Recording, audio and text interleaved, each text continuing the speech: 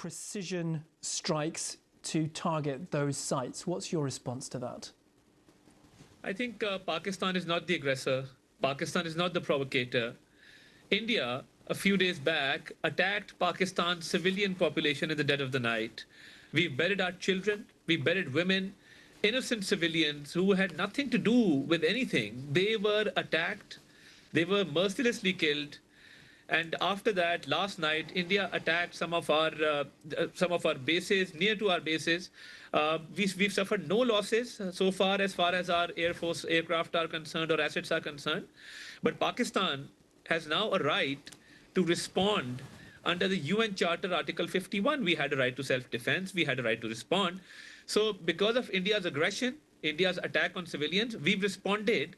And the way we've responded is that we have not targeted any civilian populations. Well, Minister, if I may come in on that, India disputes that. India says you've sent around 400 drones over its cities, including religious sites and civilian areas. It accuses Pakistan of targeting civilian areas. We've, as per our right to self-defense and right to respond to India's unprovoked attacks in the past few days, we have only targeted their military installations, their military equipment, their radars, their military bases, because these are our code of ethics even in war. So we completely deny that. We refute these allegations. We've not attacked any civilian population. Last night, we also heard reports that a few missiles were fired on Amritsar, on the Sikh minority. You see, the Sikhs are very, very close to Pakistan. We have their religious sites. We protect and serve the religious sites of Sikhs in Nankana, in Punjab, in Kartarpur. And, well, Minister, close to Pakistan, but that is an Indian domestic issue. Meanwhile, India disputes your claims about hitting some of its military targets, and it would say its actions are not unprovoked. It points to this militant attack last month and says Pakistan was complicit in that. You see, the Pelgam incident on 22nd of April, first of all, the Pelgam area is 200 kilometers away from Pakistan's line of control. Our Prime Minister, in a speech, said that we are ready to cooperate with any fair and transparent investigation into the matter. Well, Minister, if I may, it's not about an investigation. India would say this shouldn't have happened in the first place. Responsibility for this attack was claimed by the TRF, which is linked to Lashkar-e-Taiba, a militant group operating within Pakistan. It is an obligation of the Pakistani government to stamp out militant groups like this, like Jaish-e-Mohammed, which operate within your territory? First of all, no group claimed responsibility. Secondly, there was no evidence of linking Pakistan to this incident. Why we offered for an investigation was because after 10 minutes of this incident, a first information report was registered by the Indian police, and the police reached on the spot 1 hour 30 minutes later. So, you know, what we are saying was that there should be an investigation to establish who carried out these incidents. And especially, Kashmir has 700,000 army personnel. You know, the Kashmiri indigenous population, the Muslims of Kashmir, are subjugated. Their rights are usurped. Then how is it possible that these attacks were carried out? Well, Minister, in presence of 700,000 personnel in Kashmir.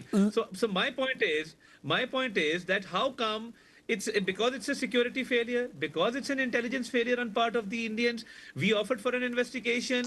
They could not provide any evidence, and then they attacked Pakistan on this pretext. We are the frontline state against terrorism. Well, Minister, let's move forward then. You're saying you wish to help with an investigation. All we've seen so far, but there was no response, and we were attacked. So we responded according to our right to self-defense. All we've seen so far are escalations on both sides, arguably. How is Pakistan going to help de-escalate this situation? You see, in this situation, where Pakistan exercised a lot of restraint, we showed a lot of restraint for complete 4 days, and India continued to attack our civilian populations, continued with unprovoked attacks. And, you know, we have just exercised the right to self-defense, and India will have to take a step back because India is the aggressor. India doesn't provide evidence to the Pelgam incident. India attacks Pakistan civilian populations, killing women and children. Then India attacks our civilian populations and some of our places near our bases again last night. So, we responded.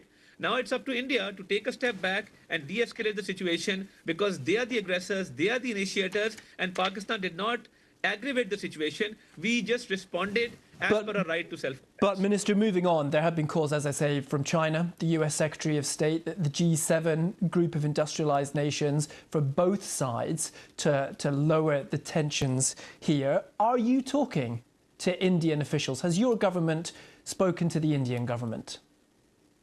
Not to my knowledge. I think we've been engaged on diplomatic channels with different countries.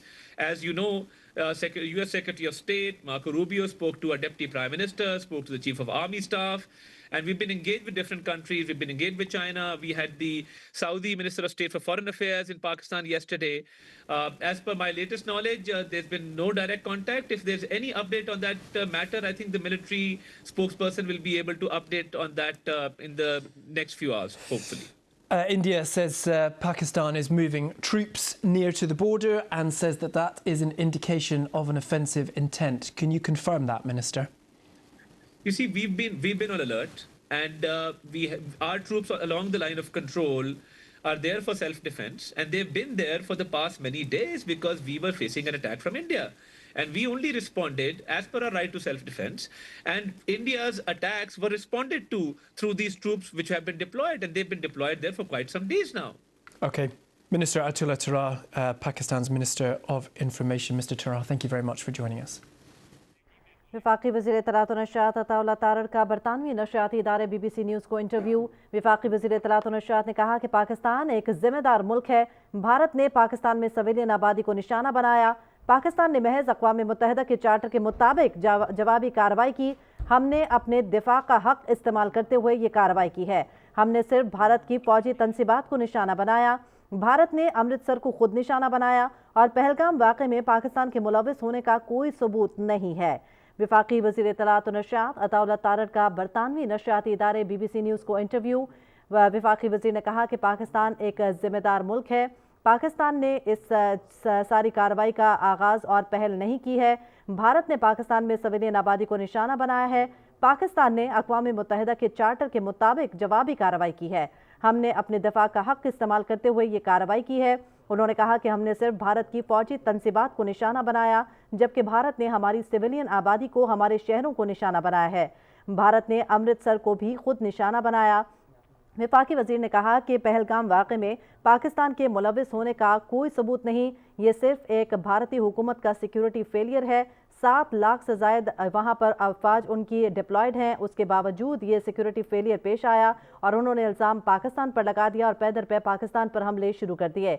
Pakistan एक ज़िम्मेदार मुल्क है। भारत ने पाकिस्तान में civilian आबादी को निशाना बनाया। पाकिस्तान ने अपने दिफा का हक इस्तेमाल करते हुए जवाबी कार्रवाई की।